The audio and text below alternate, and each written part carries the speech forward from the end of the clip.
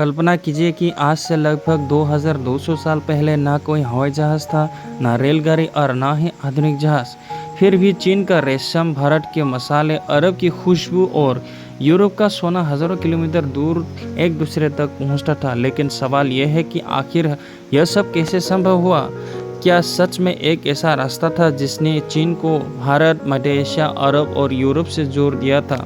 इस रास्ते को इतिहास में सिल्क रोड या रेशम मार्ग कहा जाता है। आज की यह वीडियो में हम जानेंगे कि सिल्क रोड क्या था, इसकी शुरुआत कैसे हुई, रास्ते से कौन कौन से सामानों का व्यापार होता था, लेकिन कठिनाइयों का सामना करना पड़ता था, और कैसे इन्हें दुनिया की अर्थव्यवस्था और संभावनाओं को हमेशा के लिए बदल दिया है। सिल्क रोड कोई एक सड़क नहीं थी, बल्कि हजारों किलोमीटर तक फैला हुआ एक विशाल नेटवर्क था। इसकी शुरुआत चीन के प्राचीन शहर चंगवान से शुरू हुई थी। यह मार्ग चीन से निकलकर मध्य एशिया, भारत, फारस, अरब और अंत में यूरोप तक पहुंचता था। इसकी कुल लंबाई लगभग 6000 से 60,000 किलोमीटर मानती थी। सिल्क रोड नाम एक इसलिए पड़ा क्योंकि चीन का रेशम पूरी दुनिया में से अधिक प्रसिद्ध था और इससे रास्ते से बड़ी मात्रा में यूरोप तक पहुँचता था। लगभग 2nd सेंचुरी बीसी में हान राजवंश का शासन था। सम्राट चाहते थे कि चीन दूसरे देशों के साथ व्यापार बढ़ाए। इसी उद्देश्य से एक दूत को पश्चिम की ओर भेजा गया। उनकी यात्रा के बाद चीन और मध्य एशिया के बीच व्यापारिक संबंध मजबूत हुए। धीरे धीरे व्यापारी इस मार्ग का उपयोग करने लगे और आने वाले कोई 100 वर्षों तक यही दुनिया का सबसे महत्वपूर्ण व्यापार मार्ग बन गया।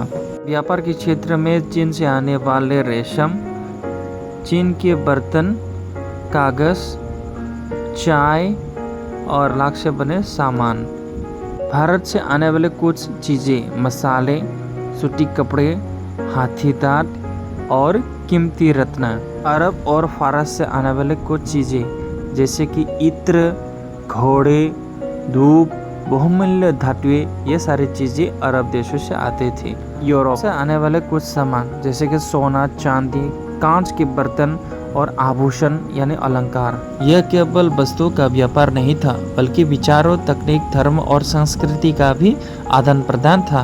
उस वक्त यात्रा करना बहुत कठिन थी। आज के ज़माने में पूरी यात्रा घंटों में कर देता है, लेकिन उस वक्त यात्रा करना जैसे कि महीने भर, कभी कभी 1 वर्ष लग जाता था।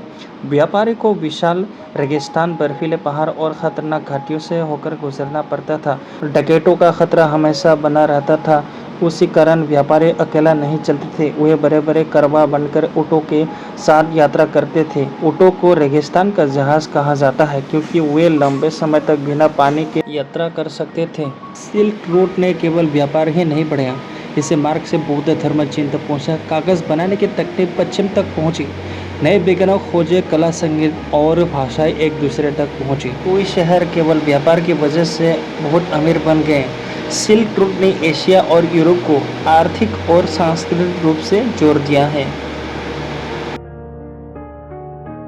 सिल्क रोड का पतन समय के साथ समुद्री व्यापार तेज होने लगा। जहाज़ों से अधिक सामान कम लागत में भेजा जा सकता था। इसके अलावा युद्ध, राजनीतिक अस्थिरता और नए समुद्री मार्गों की खोज के कारण धीरे धीरे सिल्क रोड का महत्व कम होता गया।